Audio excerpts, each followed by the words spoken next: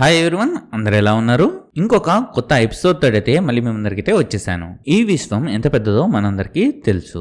ఇందులో ఇంకా ఎన్నో అర్థం కాని విషయాలైతే ఉన్నాయి. మన సైంటిస్టులు బిగ్ బ్యాంగ్ దగ్గర నుంచి బ్లాక్ హోల్స్ వరకు చాలా విషయాలైతే కనుగొన్నారు. కానీ ఇంకా మన సైంటిస్టులకు చాలా విషయాలైతే పూర్తిగా అర్థం కాలేదు. ఈ రోజు మనము మన సైంటిస్టులకు అర్థం కాని ఆ విషయాలు ఏంటివో చూద్దాం. ఈ వీడియోలో మనము డార్క్ మ్యాటర్, డార్క్ ఎనర్జీ, ఇంకా ఎన్నో అద్భుతమైన విషయాల గురించి అయితే చూద్దాం. ఈ వీడియోలోకి వెళ్ళడానికన్నా ముందు ఎవరైనా సబ్స్క్రైబ్ చేసుకోకుండా చూస్తున్నట్లయితే తప్పకుండా సబ్స్క్రైబ్ చేసుకొని నాకు సపోర్ట్ చేయగలరు. ఇంకేమాత్రం ఆలస్యం చేయకుండా పదని మనం ఎపిసోడ్ అయితే స్టార్ట్ చేసేద్దాం. This is your host Emerson and welcome to my channel. ఈ విశ్వం ని మనము ఎక్స్ప్లోర్ చేసింది ఒక 5% మాత్రమే. దట్ మీన్స్ మన సైంటిస్టులు అనమాట. సో సైంటిస్టులు ఎక్స్ప్లోర్ చేసింది 5% మాత్రమే. మిగతా 95% ఆఫ్ ఈ యొక్క యూనివర్స్ అనేది మనము చూడలేదు. సైంటిస్టుల ప్రకారము ఈ విశ్వంలో 27% డార్క్ మ్యాటర్ అయితే ఉంది అండ్ 68% డార్క్ ఎనర్జీ అయితే ఉంది. ఇంకా 5% వచ్చేసి విజిబుల్ మ్యాటర్స్ లైక్ స్టార్, మన సోలార్ సిస్టమ్, ప్లానెట్స్, ఇంకా ఎక్సెట్రా అనమాట. ఇప్పుడు మనము డిస్కస్ చేయబోయే టాపిక్ లో ఫస్ట్ క్వశ్చన్ వచ్చేసి, మన సైంటిస్టులు డార్క్ మ్యాటర్ ఉన్నట్లు ఎలా తెలుసుకున్నారు? 1970లో రూబిన్ అనే సైంటిస్ట్ గెలాక్సీస్ తిరిగే స్పీడ్, దట్ మీన్స్ గెలాక్సీస్ ఒక స్పీడ్ గురించి ఈమె వచ్చేసి అబ్జర్వ్ చేస్తుంది అనమాట.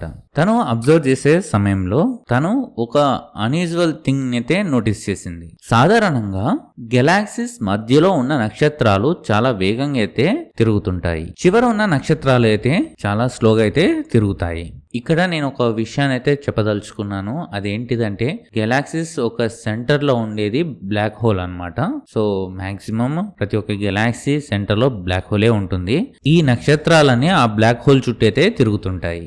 ఇంకా మనం మన టాపిక్ లోకి వచ్చేస్తే, ఈ బ్లాక్ హోల్ కి దగ్గరగా ఉన్న నక్షత్రాలు అయితే చాలా స్పీడ్ గా అయితే తిరుగుతాయి అండ్ ఈ బ్లాక్ హోల్ కి దూరంగా ఉన్న నక్షత్రాలు అయితే చాలా స్లోగా అయితే తిరుగుతాయి. సో ఇది అనమాట కాన్సెప్ట్, జనరల్ గా జరగాల్సింది. కానీ ఈమె అబ్జర్వ్ చేసేటప్పుడు ఒక విషయాన్ని అయితే తెలుసుకుంది. అది ఏమిటంటే, గెలాక్సీలో ఉన్న స్టార్స్ అన్ని ఒకటే స్పీడ్ తో అయితే తిరుగుతున్నాయి. ఇది ఎలా సాధ్యమైంది? ఈ సైంటిస్ట్ల ఎక్స్ప్లెనేషన్ ఏమిటంటే, ఈ స్టార్స్ యొక్క స్పీడ్ ని కంట్రోల్ చేయడానికి అడిషనల్ గా ఇంకొక గ్రావిటేషనల్ పవర్ అయితే ఉంది.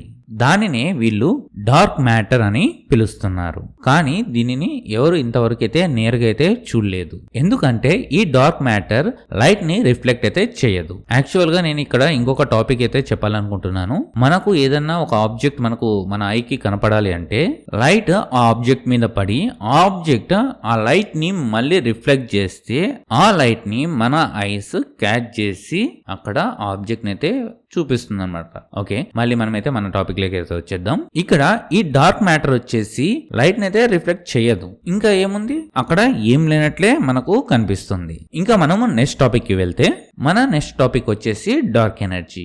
ఇంతవరకు మనము డార్క్ మ్యాటరే ఒక మిస్టరీ అనుకుంటే, దానికి మించిన మిస్టరీ వచ్చేసి దట్ మీన్స్ మన సైంటిస్టులు కనిపెట్టలేదన్నమాట. అదే డార్క్ ఎనర్జీ. సైంటిస్టుల ప్రకారము బిగ్ బ్యాంగ్ జరిగిన తర్వాత ఈ యూనివర్స్ అయితే స్ప్రెడ్ అవుతా వెళ్ళిపోతుంది. అలా స్ప్రెడ్ అవుతా వెళ్తూ ఒక సర్టెన్ పాయింట్ దగ్గర స్టాప్ అయ్యి మళ్ళీ అంత దగ్గరికి అయితే వచ్చేస్తుందని అయితే అనుకున్నారు. కానీ 1998లో జరిగిన ఒక పరిశోధనలో ఒక షాకింగ్ నిజం బయటపడింది. నిజానికి విశ్వం మునపటి కంటే ఎక్కువ వేగంతో విస్తరిస్తుంది. అసలు ఎందుకు ఇలా జరుగుతుంది? సో దానికి ఆన్సర్ వచ్చేసి డార్క్ ఎనర్జీ. అసలు ఇలా యూనివర్స్ ఎక్స్పాండ్ అవ్వడం అనేది ఈ యొక్క గ్రావిటీకి ఫుల్ ఆపోజిట్ అన్నమాట.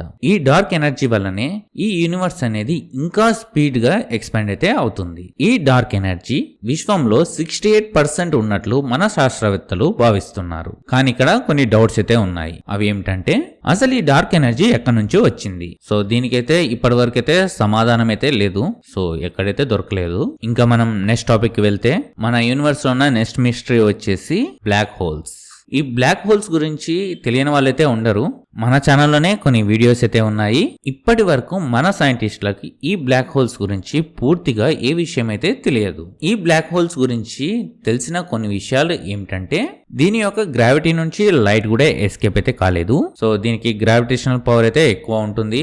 అండ్ స్టార్స్ ఈ యొక్క బ్లాక్ హోల్స్ చుట్టూ అయితే తిరుగుతుంటాయి మాక్సిమం. ఇది నల్లగా అయితే ఉంటుంది. సో ఇక్కడ ఒక పాయింట్ మనము గుర్తించాల్సింది ఏమిటంటే ఇది బ్లాక్ గా ఎందుకు ఉంటుంది అంటే యాజ్ యూజువల్ మనం ప్రీవియస్ గా డిస్కస్ చేస్తున్నట్లుగానే ఇది లైట్ ని ఎమిట్ చేయదు. సో అందుకోసం అది డార్క్ కలర్ లో అయితే ఉంటుంది. మనకు ఈ బ్లాక్ హోల్ కలర్ అయితే తెలియదు. సో లైట్ ఎమిట్ చేయదు కాబట్టి అది డార్క్ కలర్ లో ఉంటుంది.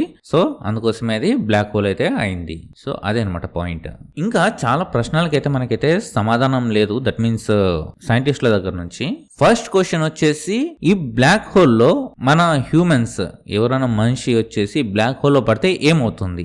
ఈ బ్లాక్ హోల్ లేకి వెళ్ళిన లైట్ ఎక్కడికి వెళ్తుంది? సో లైట్ అనే కాదు, ఏ సిగ్నల్ పంపించినా గానీ అటుకెళ్ళి ఏం వెళ్ళినా గానీ ఆ బ్లాక్ హోల్ లోకి అయితే పడిపోతాయి కదా. సో అవన్నీ ఎక్కడికి వెళ్తాయి? ఏదైనా ఆబ్జెక్ట్ ఈ బ్లాక్ హోల్ లోకి వెళ్తే తిరిగి వచ్చే పరిస్థితి ఉందా లేదా, అంటే ఏదో ఒక విధంగా బయటకు వచ్చే పరిస్థితి ఉందా లేదా అనేది తెలియదు. ఈ బ్లాక్ హోల్స్ వార్మ్ హోల్స్ గా అయితే మారతాయా? ఈ ప్రశ్నలన్నిటికీ పూర్తిగా ఆన్సర్స్ అయితే ఎక్కడైతే లేవు. ఇంకా మనం నెక్స్ట్ టాపిక్ కి వెళ్ళిపోతే అదే యూనివర్స్ లో ఉన్న నెక్స్ట్ మిస్టరీ దగ్గరికి వెళ్తే ఫెర్మి పారాడాక్స్. సో స్పెల్లింగ్ వచ్చేసి ఇక్కడ డిస్ప్లేలో అయితే వేస్తాను. ఈ యూనివర్స్ లో ట్రిలియన్స్ కొద్ది గెలాక్సీస్ అయితే ఉన్నాయి. వాటిలో కోట్ల కొద్ది గ్రహాలైతే ఉన్నాయి. అయితే ఆ గ్రహాలలో ఏలియన్స్ ఉన్నాయా? 1950లో ఎన్రికో ఫెర్మా అనే సైంటిస్ట్ ఈ క్వశ్చన్ అయితే అడిగారు. అందుకే ఈ పారాడాక్స్ కి నేమ్ వచ్చేసి ఫెర్మా పారాడాక్స్ అని అయితే పిలుస్తున్నారు. సో ఈ క్వశ్చన్ కి అయితే కొన్ని ఆన్సర్స్ అయితే ఉన్నాయి. అందులో ఫస్ట్ వన్ వచ్చేసి ఏలియన్స్ వేరే డైమెన్షన్స్ లో ఉండొచ్చు, లేదా కొన్ని లైట్ ఇయర్స్ దూరంలో ఉండొచ్చు, అందుకే మనకు కనబడకపోయి ఉండొచ్చు. వేరే ఫార్మ్స్ లో ఉండొచ్చు, అంటే మూవీలో చూసే విధంగా కాకుండా ఒక బ్యాక్టీరియా లాగానో లేదంటే ఎర్లీ స్టేజ్ లోనో అలా ఉండొచ్చు, లేదా టోటల్ అడ్వాన్స్ గా కూడా ఉండొచ్చు, లేదా వాళ్ళు మన భూమిని ఆల్రెడీ విజిట్ చేసి వెళ్ళిపోయి ఉండొచ్చు కూడా, లేదా మన టెక్నాలజీ ఏలియన్స్ ని డిటెక్ట్ చేయలేకపోయి ఉండొచ్చు, లేదా వేరే గ్రహాలలో అసలు ఈ జీవం ఉండే ఆప్షనే లేకుండా ఉండొచ్చు. దట్ మీన్స్ ఏలియన్స్ అనే వాళ్ళు లేకుండా కూడా ఉండొచ్చు. ఈ టాపిక్ కూడా ఇప్పటి వరకు ఒక పెద్ద మిస్టరీనే. ఇంకా కంక్లూజన్ కి వచ్చేస్తే ఈ యూనివర్స్ లో మనకు చాలా మిస్టరీస్ అయితే ఉన్నాయి. సో దాంట్లో నుంచి ఒక 4 అయితే మీ ముందరికైతే తీసుకొని అయితే వచ్చాను.